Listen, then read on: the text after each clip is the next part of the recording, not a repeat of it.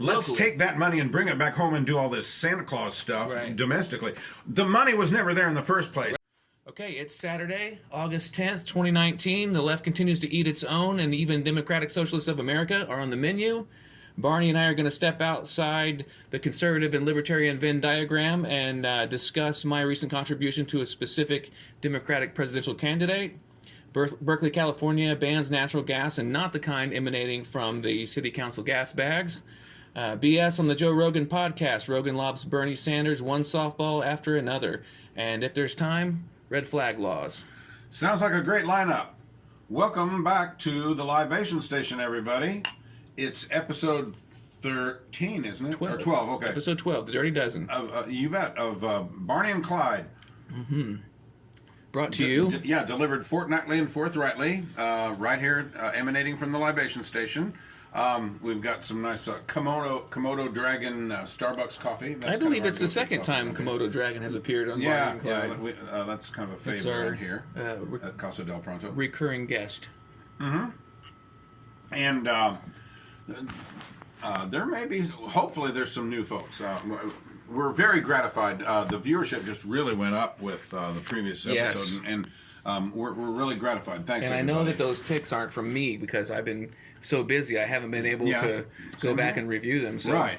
But we really appreciate your viewership. You're taking some time to pull up a chair and pour yourself something bracing and join us here for these. And we always appreciate your feedback. And one of these days we're going to do a mailbag show. Mm-hmm. But anybody who's just joining us, this Venn diagram business, we both, a statement we can both agree upon is that human freedom is essential. It's the essential condition for human well-being. Yeah. And there are there's a whole lot of overlap in we both are pretty much purists about free market economics. I think for the most part, yes. And you get out into.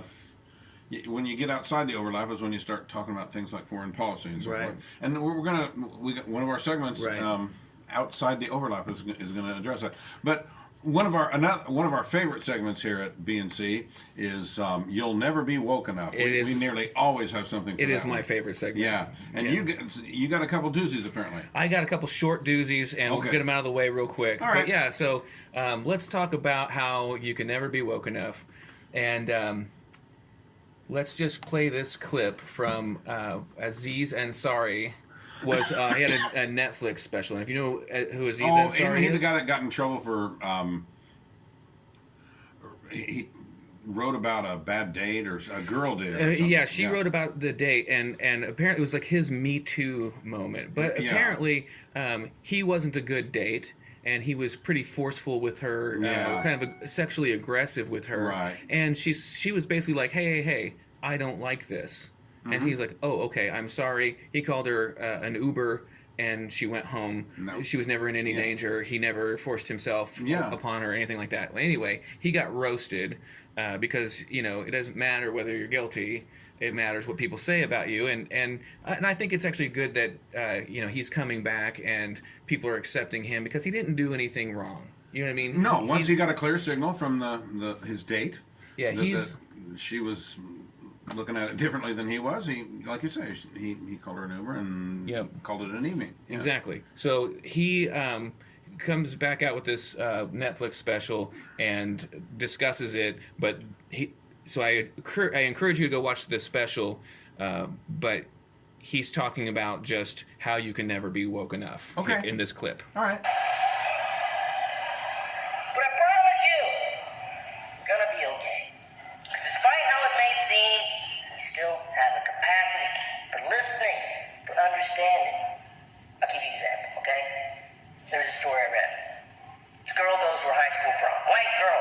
She wears an Asian garment. And there's an Asian kid at the school. He's offended. He actually did something really cool. He actually went up to her and they had a conversation. He explained his concerns about cultural appropriation. She assured him she was coming from a place of respect and admiration. And they both learned about each other's perspectives. And it was really just kidding. None of that shit happened. Oh, why would that happen? You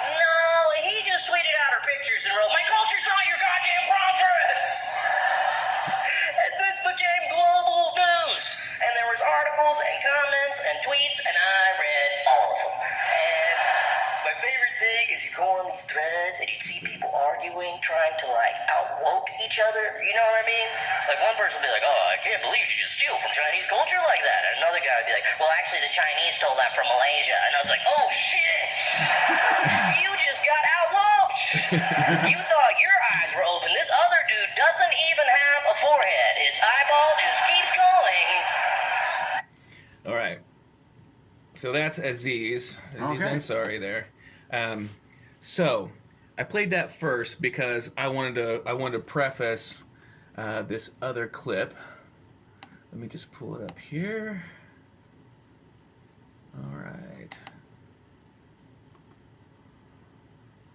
If we want to defeat capitalism, we are going to need a party that will organize working people to fight for the demands that we want and to win socialism.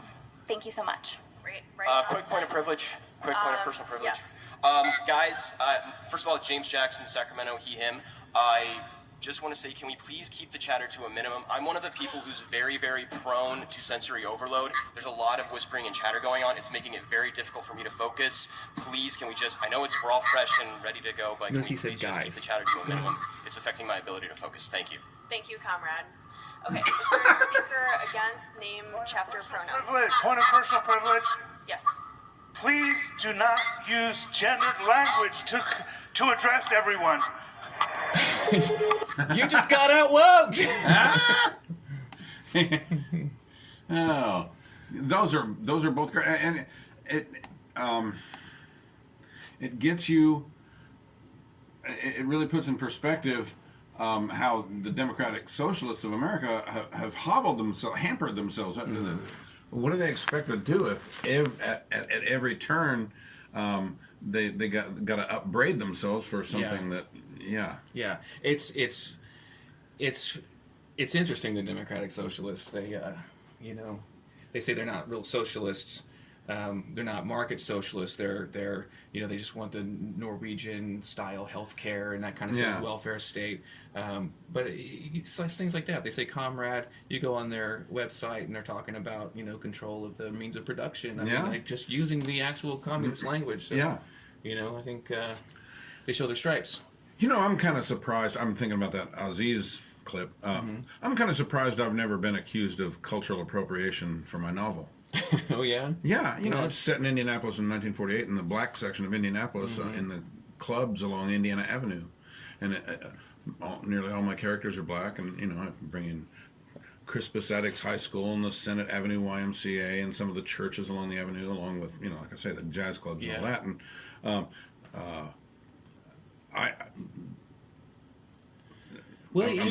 you released your book before this was in vogue, right? And I think maybe your audience probably aren't the types to really cry that foul. And I'm probably inviting trouble by bringing it up here on our podcast. Yeah. Somebody wants to get you. Yeah. I don't know. Maybe it'll boost sales. Maybe. Anyway, hey, there you go. Yeah. So, a little controversy around it. But oh boy, that whole Democratic Socialists of America convention was quite a humdinger. It's hilarious. You let the kids run the house, let the inmates run the asylum. Yeah, that's what you get. Yeah. But segment number 2 is called Outside the Overlap. Okay.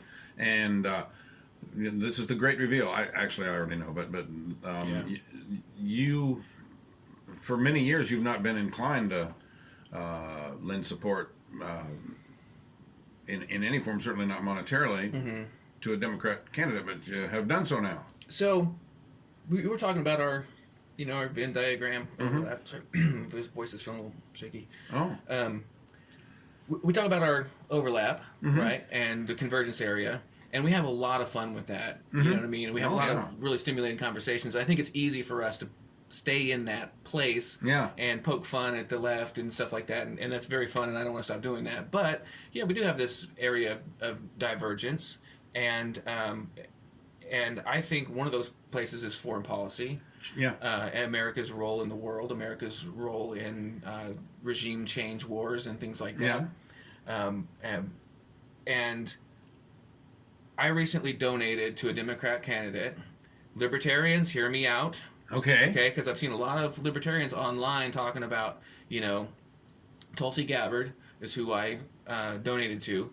And the reason I donated to her is because I want to keep her in the conversation. I want to keep her in the debates as long as possible to take Democrats to task about their role and their complicity in these regime change boondoggles that are full of bloodshed and heavy expense, and she takes them to task. And I've got a couple clips, but I don't like her on domestic policy. Oh yeah, she seems like a fine, nice person. Yeah, but she's not. She's not different than the other 19 wackos on the Democrat stage, except she's got a very sort of. Again, libertarians don't roast me on this. She's got a very Ron Paul sort of viewpoint on America's role in the world. Yeah, she, as a matter of fact, almost uses Ron Paul, Lou Rockwell kind of language. She says that this country has a self-perpetuating war machine that goes on regardless of what kind of administration or congressional makeup we have. And, that's right. And that it kind of like a revolving door between the military itself and think tanks and defense contractors and. And that it just keeps this machine self-perpetuating. Yeah, and not just that. So I have no delusion that Tulsi Gabbard is some kind of libertarian. No, you know what I mean. And I don't want her to be president. Yeah, but I would definitely take her as president over any of the other 19 people. Okay, with their hats. Well, and a guy like me who might want to take her to task, who might not agree with her foreign policy, you better be prepared to address the fact that she's got a distinguished military background herself. I mean, she has won the German Armed Forces Badge for military proficiency and Good Conduct Medal, National Defense Service Medal, Iraq Campaign Medal with Campaign Star. I mean, she's got a chest full of medals. Yeah, she's legit. Yeah. And she's still a major in the Hawaii National Guard. So she knows wherever she speaks. I mean, she's been on the ground in combat situations. Yeah. Let's listen to her a little bit, if that's okay. I got a couple clips here that I want to play. Senator Harris says she's proud of her record as a prosecutor and that she'll be a prosecutor president, but I'm deeply concerned about this record. There are too many examples to cite, but she put over 1,500 people in jail for marijuana violations and then laughed about it when she was asked if she ever smoked marijuana. Oh, that's a good zinger. She blocked evidence that would have freed an innocent man from death row until the courts forced her to do so. She kept people in prison beyond their sentences to use them as cheap labor for the state of California. And she fought to keep cash bail system in place that impacts poor people in the worst kind of way. Now, that was kind of a domestic policy clip, but it was a domestic policy clip. The other one is foreign policy, but but it sets the table. I mean, you get a sense. It sets the table that she's not afraid to take her party to task for their failures in human. Oh freedom, yeah, that was quite a zinger, and I think the drop in Kamala Harris's poll numbers,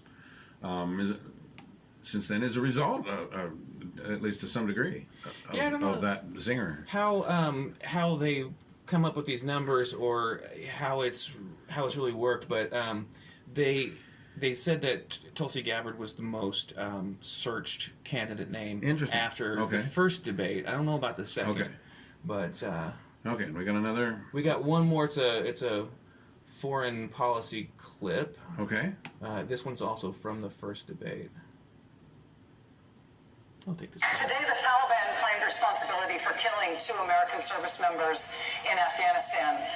Leaders as disparate as President Obama and President Trump have both said that they want to end U.S. involvement in Afghanistan, but it isn't over for America. Why isn't it over? Why can't presidents of very different parties and very different temperaments get us out of there? And how could you?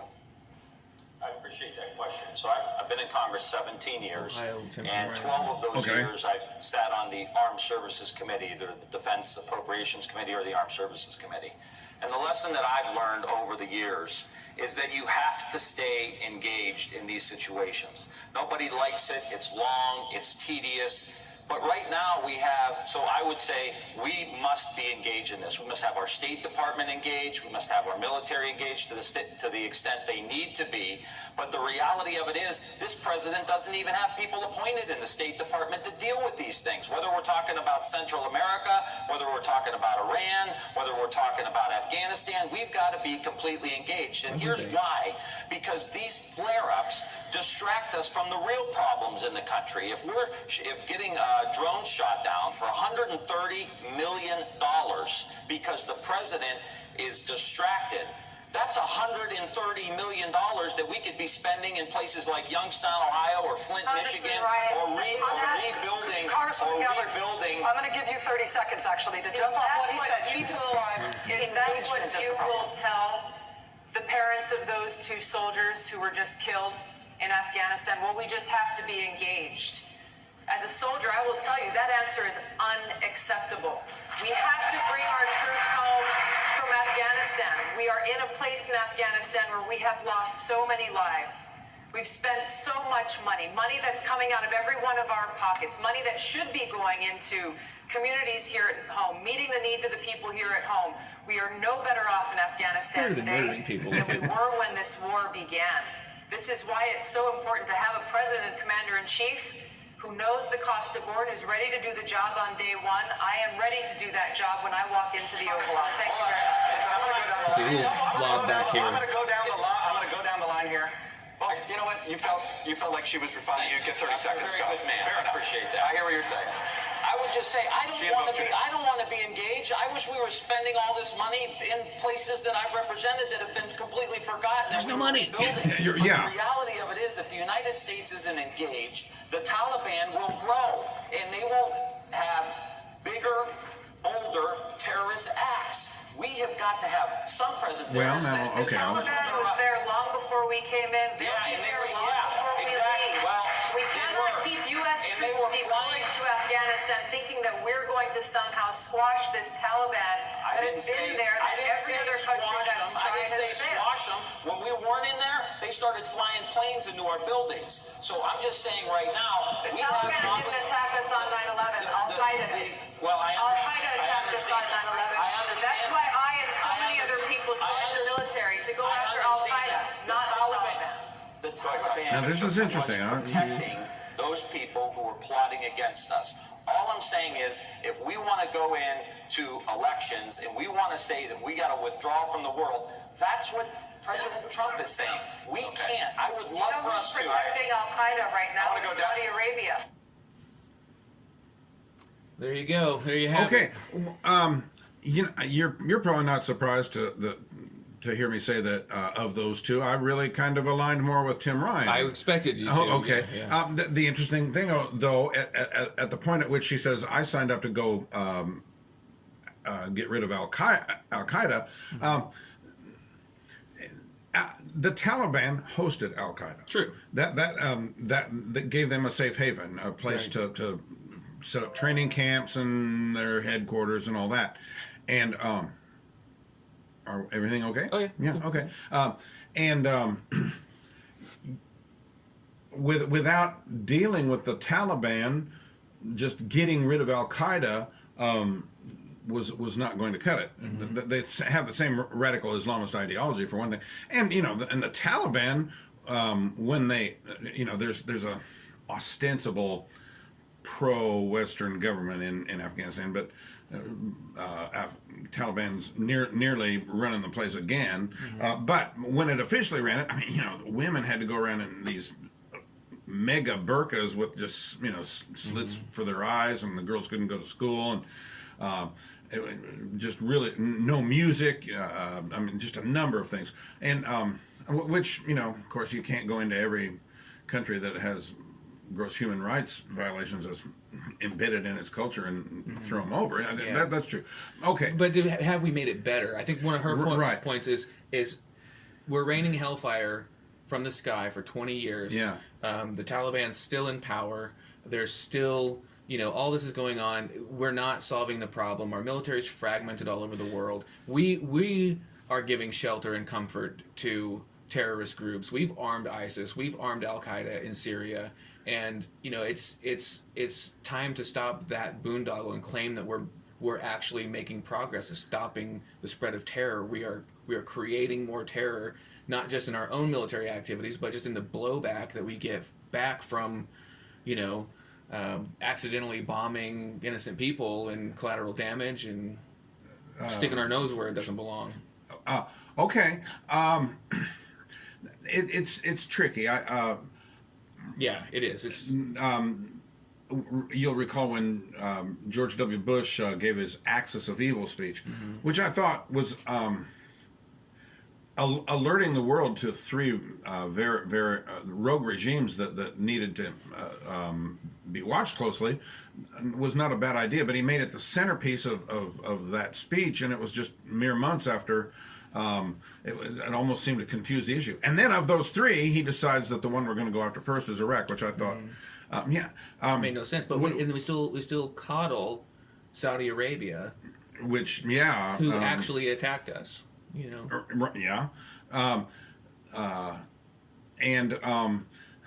There's also the business about. There's a very good article I'd recommend to your attention and to our viewers by Andrew McCarthy today in National Review called "Losing the War in Forgotten Afghanistan," and I can send it to you if you like. Maybe we can even make it available to our readers or our viewers. But his point is that the huge folly of a lot of this stuff is sticking around trying to nation build. That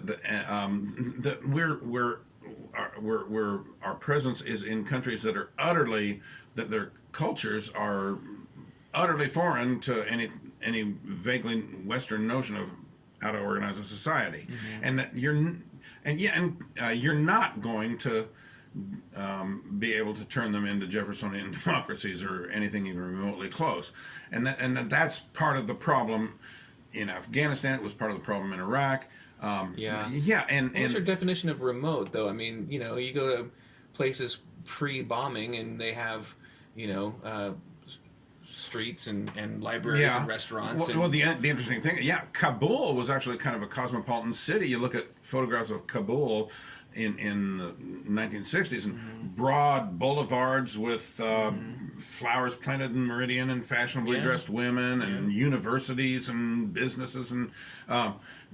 Of course, something happened, but there has to be something kind of inherent in Afghan culture that softened it up to the point where the Soviets could invade it in 1979, which then the Mujahideen that fought them wound up becoming the radical Islamists, the Taliban and Al Qaeda, and so.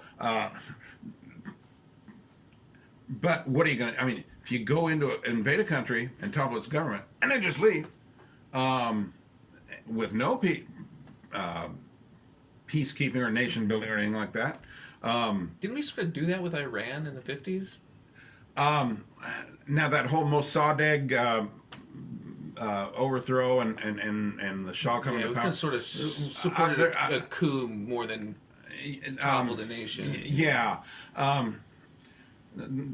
The details on that are something worth discussing at some point.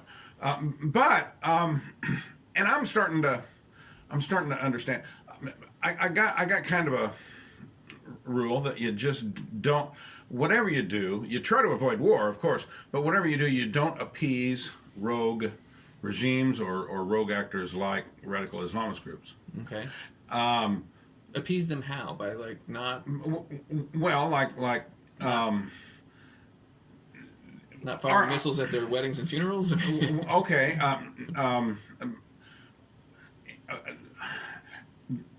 The case of the Obama administration signing that joint comprehensive plan of action with Iran, and the other, a bunch of European countries and Russia were involved in signing that too. No, you don't legitimize a regime like Iran and let it buy airplane parts from you and trade in other things and help let a regime like that enrich its coffers. Economic sanctions, you squeeze and squeeze hard, and Trump having these two utterly useless summits with Kim Jong-un. I know the old quote from Churchill: "Better to jaw than to war." But but just like we were talking earlier about the very stable genius, he has his own way of putting things, shall we say, and all this business about Chairman Kim sent me a beautiful letter, and I know he has a beautiful vision for his great country and all this. No, he doesn't. I mean, this is a guy who had his own half-brother assassinated by having a paid agent throw VX nerve agent in his face. That's all true. Yeah. Well, it's some stuff outside the Venn diagram here. Okay. So if maybe you don't want to legitimize the government of what you call like a rogue state, a rogue regime, a rogue state, whatever. But don't you have to recognize that the person in power is the person in power and work from that power outward? You know what I mean? To kind of recognize that, hey, the leader of that country is the only game in town right now. That's right. What you got to deal with. That's right. Yeah, you might have to go meet with the Don to figure out how you're going to operate in the borough. You know what I mean? So and sanctions. Don't you think sanctions are just a tightening on the people? Like the state. And this is what I really hate, the concept of nation states at war with each other, because the people in the ivory towers are not going to suffer the consequences of the bombs, and they're not going to suffer the consequences of the sanctions. Yeah. You know what I mean? Nick Maduro's not, losing any weight right now. He's not starving along with his people. Good point. Neither is Kim Jong-un. So the people are just going to be more pissed off at the United States for these sanctions. And if they could trade, if there wasn't this blockade of government saying, you person in Iran and you person in the United States, you're excluded from being able to freely trade with one another because we say so, and then that bond can never be built between, you know what I mean? Don't you think that China and the United States would have been at war a long time ago if we weren't economically dependent on one another? If there's a economic valid argument to be made for that. And now that we're putting up tariffs and blockades and things like that, it's getting tense again. So I don't want to take us too far off the path, and I apologize. No, but we're kind of, but back to Tulsi, she's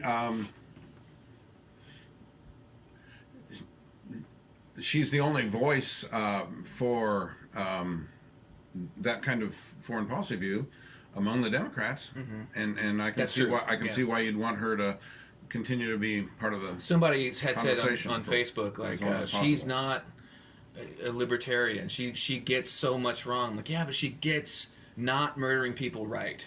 Yeah. Don't we start there? You know what I mean? Don't we at least start there? And you're getting you're using the term murder. It might be a little strong for me, but it does touch on the utmost seriousness of this stuff. And sometimes, for instance, all these ways Iran has been harassing us lately in the Strait of Hormuz and so forth. They put their country so close to our bases and so close to our warships. Sometimes I kind of shake my head at all this talk about measured responses and restraint and all this stuff. The other side of the coin being, you better exercise restraint, because once you step over that line and the bombs start dropping, there's no turning back until great harm is done. And I feel like we're just going to fragment even more. We're just going to leave Rome undefended. Yeah. So it's going to be interesting to see how she does and how that viewpoint does. I hope she stays on the stage as long as possible. As a matter of fact, a lot of Democrats aren't even discussing foreign policy much. Not even discussing trade much less military type level of it. Yeah, it's a shame. Yeah.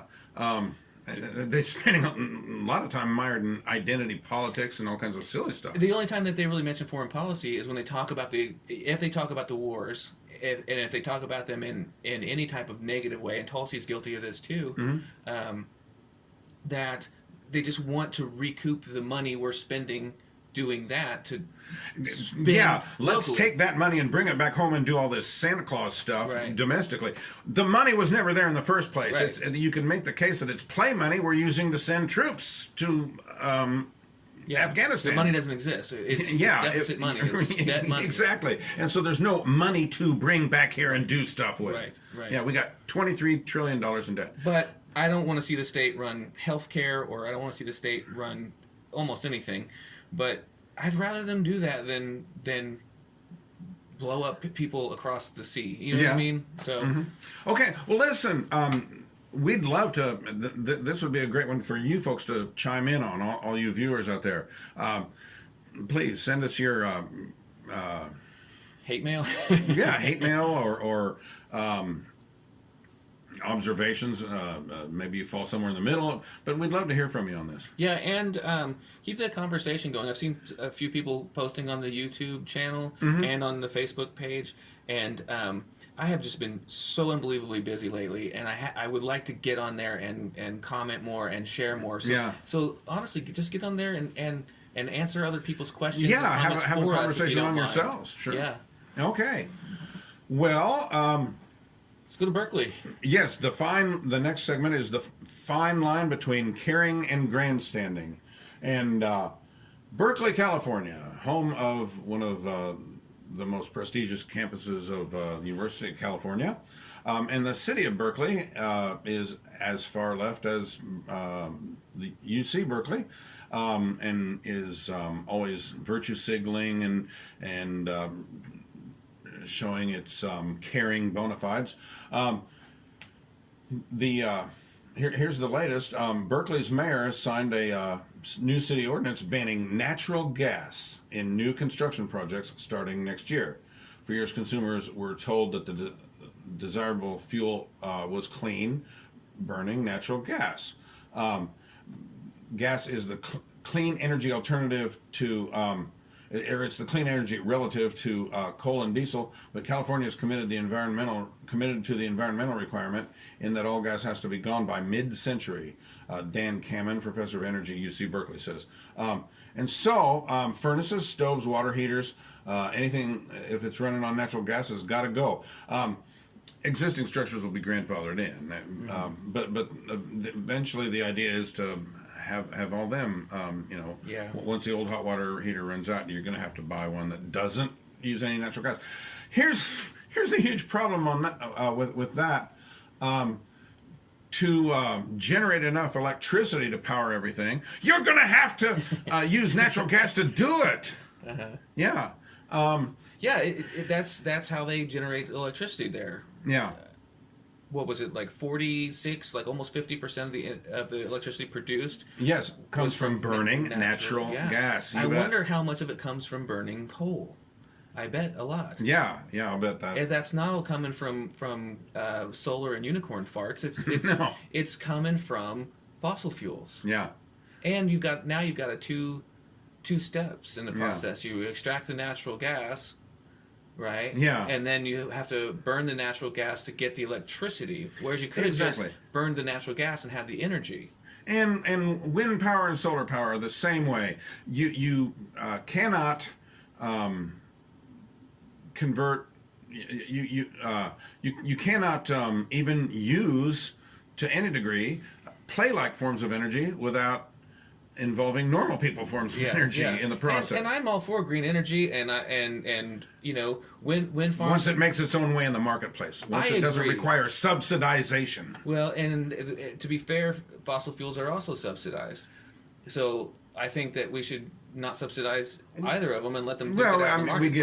We tax incentives to companies to drill. Isn't that?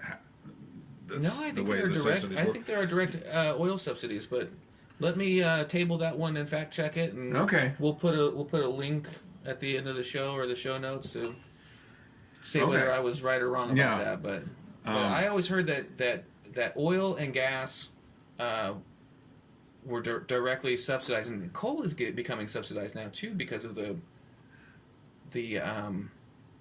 or maybe it's just clean coal that's subsidized. But I don't understand how in any case, how unless there's a market distortion by government or another powerful entity, how the renewable resource wouldn't win the marketplace eventually. Yeah. There's great appeal in these things. They are so utterly clean, you bet. Mm-hmm. But they're not economically viable yet. Not economically viable. Yeah. Yeah. So, but Berkeley, part of the reason I chose this one was because only in Berkeley. Was Berkeley, they were the ones to ban the straws first, right? I believe so, I think so, yeah. Mm-hmm. My daughter won't use, she gets scared about, killing a sea turtle. If she uses a straw at Starbucks, it's like, I don't think you're going to kill a turtle in Indiana. Like, I'm pretty sure it goes to landfill, and if you want to be, concerned about your ecological impact, go for it, kid. Yeah. Absolutely. But I don't think you're going to kill a sea turtle by using a straw in Indiana. Well, the next segment we've got here is you really want to sink your teeth into this. You were quite excited about this. Okay. Yeah, Bernie on Joe Rogan's show. BS on Rogan.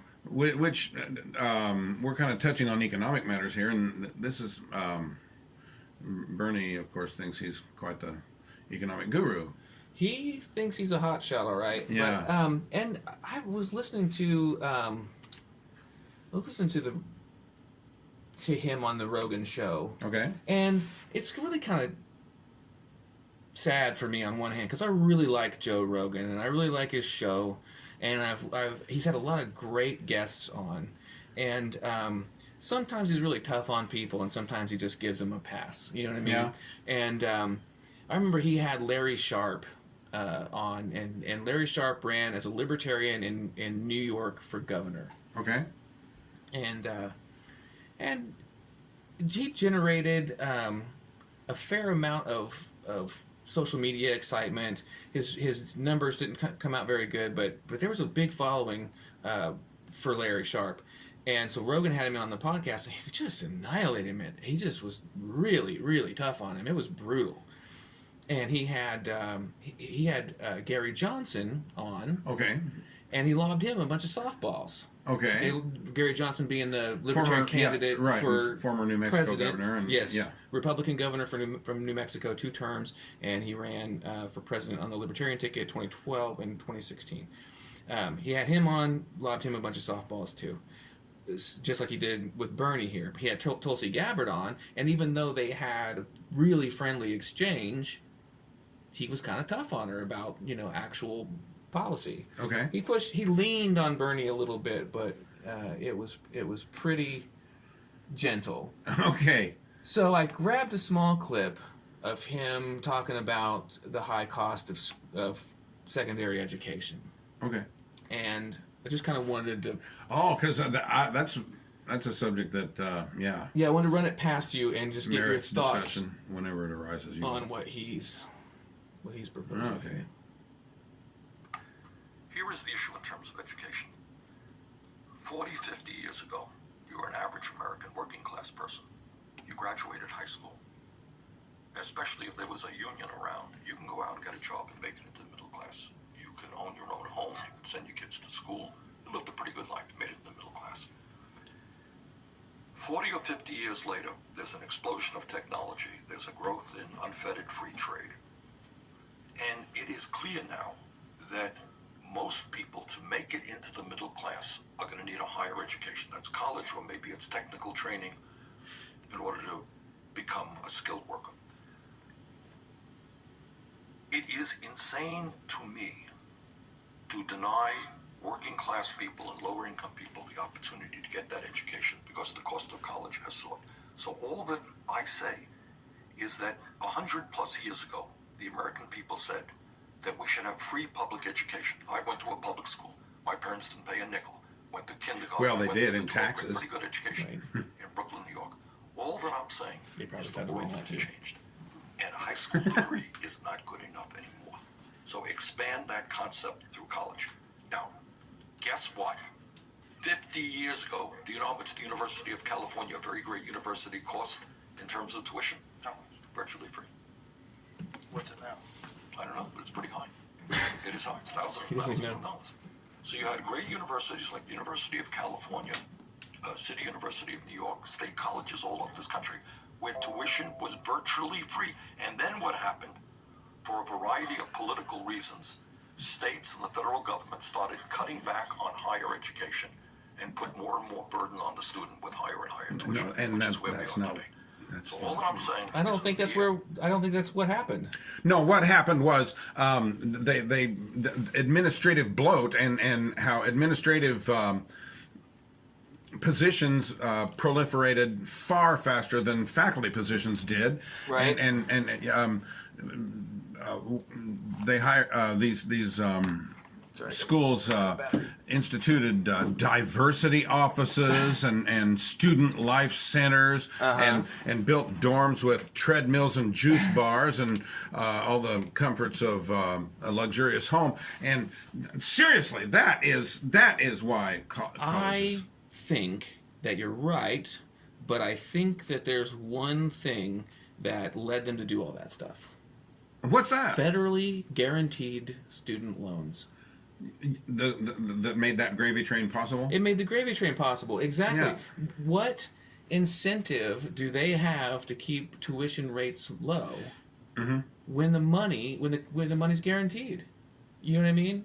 Right. What incentive does a loan officer have to not make a loan if there's not a good ROI? You know what I mean? This person's going to go to school and study whatever. Okay, if they're not going to have a good chance of getting out of there and paying that loan back with interest, then that's not a good loan. They wouldn't issue it. But if it's federally guaranteed, why not give you exactly? the Which loan? had a lot to do with the housing bubble that burst and caused our problems back in 2008, 2009. That's a really interesting scenario. It's very, very similar. Where the private market gets blamed. You know, this greed infestation, you know, that they claim. Of course people want to make more money. They want to charge more money. They want to, you know, do better. Of course they do, but... Yeah. Which gets us back to old Uncle Barnes' first law of economics. Okay. And it's the first law of economics, and I don't care whether you're a Keynesian or a Hayekian or a Marxist or whatever. It's just a plain fact. The first law of economics is that a good or service is worth what buyer and seller agree that it's worth. Period. I don't think that the Marxists or the Keynesians would agree with you. Well, they'll just have to come to that realization in their own good time, I guess. But they won't. But okay. and no other entity has any business being part of that, coming to that agreement. Yeah. Certainly not government. Right. And the people with power and guns. Quite a few things we've discussed on this show so far today. We brought it up when we were talking about energy. And of course we've talked about healthcare on this show before. The market price and the minimum wage laws. The market price of something, no one knows what it is if you distort it enough with government involvement. Right. And then it becomes so entrenched. You pull government completely out, and whoo, everybody gets their mind blown for a little bit. You know that there is great upheaval, and it causes people short-term dislocation and so forth as everything settles down. Right. Or as everything would. I'm speaking theoretically because we've never done that. Really. Yeah. And it's but Japan did that though in the 70s or something like that. They were undergoing massive inflation and they basically just had to back off the market. Yeah. And the problem was they, did it so suddenly, or? Well, it's like, so with the inflation occurring, I'm trying to reach back to the Milton Friedman Free to Choose episode where I got this from, but he was talking about how the immediate effects of inflation are good because all the money comes in and you can do all this with the money before the economy catches up and prices inflate and all that kind of stuff. but then like the effects of the austerity and dialing it back in you don't feel the good effects in the short term. You only feel them in the long term, and you just feel the hardships up front. So but Bernie, back to Bernie, and of course his star is not rising among the Democratic field. I think he's being surpassed or on the verge of being surpassed by a few of these others. Who do you think is his main rival? Oh, I don't know. Elizabeth Warren, who's a nut. She's a nut job. Oh man, I just got a as a quick aside. We won't digress into it, but said that Michael, this tweet she came out with yesterday saying Michael Brown had been murdered in Ferguson, Missouri.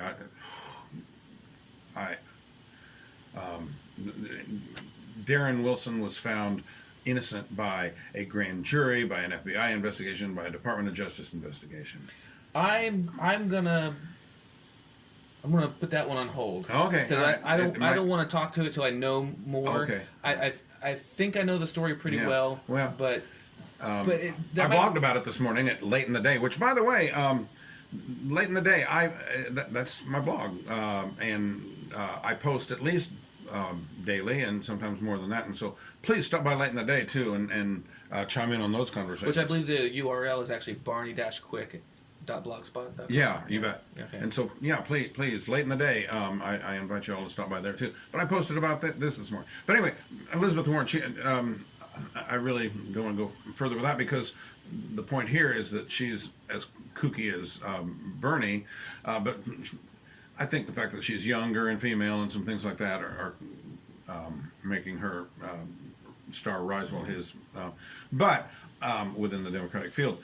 But Bernie, this business here where he talks about, he just views everything in this macro collective kind of way. People these days have to get a higher degree of education than they did 50 years ago in order to be in the middle class, as if there's he's some kind of overlord who can orchestrate all this. And see, we're talking about individual lives and individual choices, individual tastes and preferences and ambitions, and any given human being only goes so far as being able to be categorized. An individual human being decides they want to be an opera singer or a welder or a heart surgeon or an airplane pilot or an IT specialist or a magazine writer or whatever they, based on a number of factors, and then they go about figuring out how to plot that course. And they are not,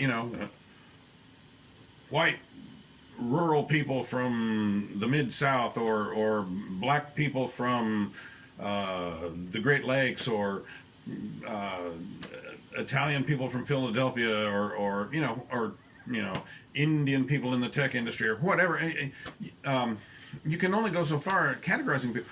And this business of we've got to do something to make sure these people can, that's up to each individual, how to get in the middle class. And is that everybody's aspiration anyway? Do you think that government has some sort of role in making that the case, that you have to have this secondary education? I mean, you put in these barriers in place. Maybe you don't want to, go to a 4-year school or 8 years of school to learn some tech trade or something like that. Maybe you do just want to be a plumber. Maybe you just want to be a hairstylist, or maybe you... A lot of skilled trades are going. There are shortages of people in them. That's right. And there's occupational licensure that gets in the way of people being able to just go, okay, I'm going to go do plumbing tomorrow.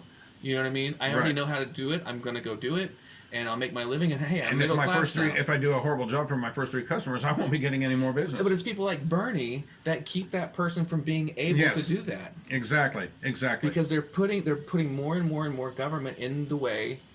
You bet. Making the state make more and more choices for people.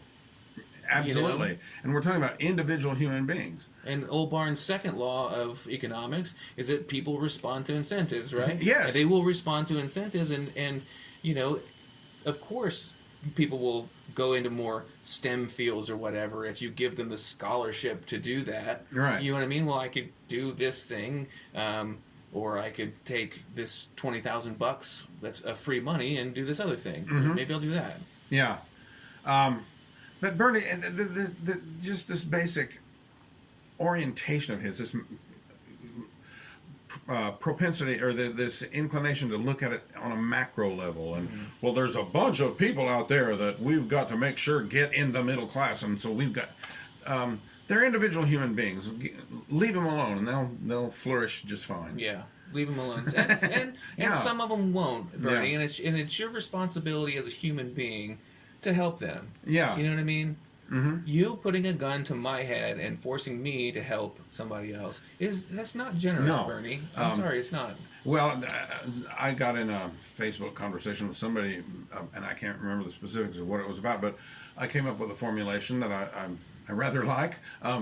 If any initiative government is considering is something that James Madison wouldn't approve of, it's redistribution, and we shouldn't do it. Okay, yeah. I dig it. I want that printed on a T-shirt. There you go. Yeah, let's go talk to Tony. You know who I mean. I know, but... Oh, yeah. Anyway, little plug there, Tony. Anyway, what do we got left in the way of time? We got a fair amount. We got like 10 minutes left. Okay. Shall we... Shall we open the can of... The red flag law thing? Yeah. As everybody knows, this nation, we talked about, it was like taking a drink from a fire hose this week, the number of news items. Yeah. Two of the most horrifying of which were these mass shootings, one in El Paso and one in Dayton.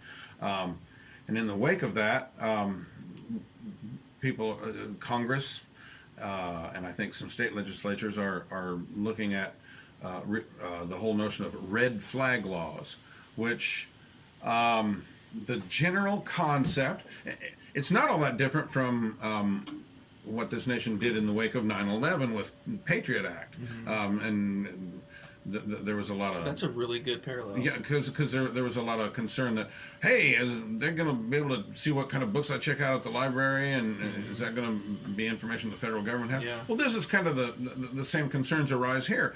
Can you craft red flag? Well, and here it gets maybe even a little more serious, because you're talking about people's mental health histories, and how do we craft these laws where mental illness is not stigmatized? I mean, there's lots of people who have mental health issues who are, not in any danger, or who are not a danger to society. They're not going to go out and buy an automatic rifle and shoot a place up. And it's interesting. I don't know how it is with the libertarians, but there's kind of a divide on the conservative side. I've seen some opinion pieces in the last few days touting them, saying they can be properly crafted so that they don't infringe on people's liberty and privacy, and we need them. Other people say probably just way too much danger of doing just that. Yeah. I'm the whole gun issue is a place where I'm really torn. Yeah. You know what I mean? Because I want people to be free, and I want people to be to have their liberties, and I want people to be able to protect mine. Mm-hmm. Also, if there's a situation where that's required, but I also see a lot of freaking boneheads with guns. Yes. Doing boneheaded crap with deadly weapons. You know, like the guy who dropped his gun at Walmart and it zinged some lady at here locally. Oh, okay. Yeah, this happened a couple of years ago right. Here in Columbus. Yeah. And a friend of my, I guess I shouldn't tell people's personal stories, but yes, somebody I know is recently killed because his kid picked up his gun and shot him. Of course, Second Amendment staunch defenders like Dana Loesch are very big on staying abreast of the latest practices and procedures for keeping guns out of your kids' hands and so forth. You think, go ahead. The gun, I've never owned one. I've considered it, and I've considered taking some basic firearms training. That it's available here, like it is most places, and fairly inexpensively. And I've thought about doing that at some point. But the notion of the Second Amendment and the gun, while it's a very tangible physical object, it's also kind of a symbol. It is the most clear outward assertion of individual sovereignty. Where when that door opens and it's an agent of the state, if we ever got to that point where people from totalitarian countries all have their horror stories about the knock in the middle of the night, and you have 2 minutes to get your basic belongings together, and you're coming with us. If you're on the left, you're saying that that's happening right now. Okay, yeah. To all these minorities and immigrants, you're saying that the tyrannical state, brute squad, is knocking at the door. Yeah. Yeah. But that gun is your way of saying, like hell you will. Yeah. But they're also correct. This is my castle, and they'll always bring something bigger. Yeah. But you look at the Bundy situation out there in Oregon a few years ago. Yeah. And I don't really know the specifics of were they right or wrong, but it sounded like they did put down the state. You know? Mm-hmm. Like they drew a line and said, you are not going to cross this line. Which might be a good way to kind of bring us full circle. With our Venn diagram overlap does one aspect of it is our recognition of this, that the state has a monopoly on the legitimate use of force. It's the only entity in our society that, and policemen are the most outwardly visible expression of that. Policeman says, may I see your registration, please, and get out of the car, please. You don't argue with them, and everybody, everybody except a few knuckleheads who, in this world knows that, and therefore back to James Madison, we'd better be very careful about how much power we give an entity that has that kind of monopoly. Yeah, very careful. Yeah, and I think that we're not careful about it. I think that the police and are being militarized and that kind of stuff. I think that's really dangerous. And Ron Paul's son, Rand Paul, is very. That's one of his issues, isn't it? Yeah. He's good. He's good stuff. Yeah. Well, listen. What do we got left in the way of time? Oh, we got about 4 more minutes. Okay. So do you come down hard and fast on red flag laws? One way or the other? The only places I know of that have red flags. Sorry. No. Communist countries. Oh, yeah, right. Anyway, that joke did not land. Well, I'm not the... I'm not so swift. Dang it, Facebook meme I saw. It doesn't matter what law it is. When the government wants to do something, I just want to know, will it actually work? Will it make things better? Will it make things worse? You know what I mean? And I don't think that red flag laws, I'm not seeing how they're going to make things better. You know what I mean? A lot of people that I know that are very pro Second Amendment, they want to keep it that way, you know? And so if there's a law that says you get your guns taken away if you display any type of, behaviors, whatever, they're gonna do the best that they can to suppress those behaviors. You know what I mean? People aren't gonna be forthcoming about their depression or their anger management issues or their whatever it is. They're not going to post that on Facebook for you to see it anymore. They're also not going to be forthcoming about the guns that they own. Yeah. So you're not going to know what they've got. Exactly. So you're questioning whether they can be effective. I want anyone in Congress or any lawmaking organization just to show their work. Here's why we think it'll work. And you take into you take the rules of economics even into, why will these work? If we put pressure here, you know what I mean? Yeah. What's our result on the other side? If we pull the lever, what's the action? What's the reaction? What's the downhill? You know what I mean? And okay, maybe it might work. Show your work. Show us how that. Show us how you get there. And show you. And also, you have to be consistent with constitutional freedoms. You know what I mean? I don't necessarily believe.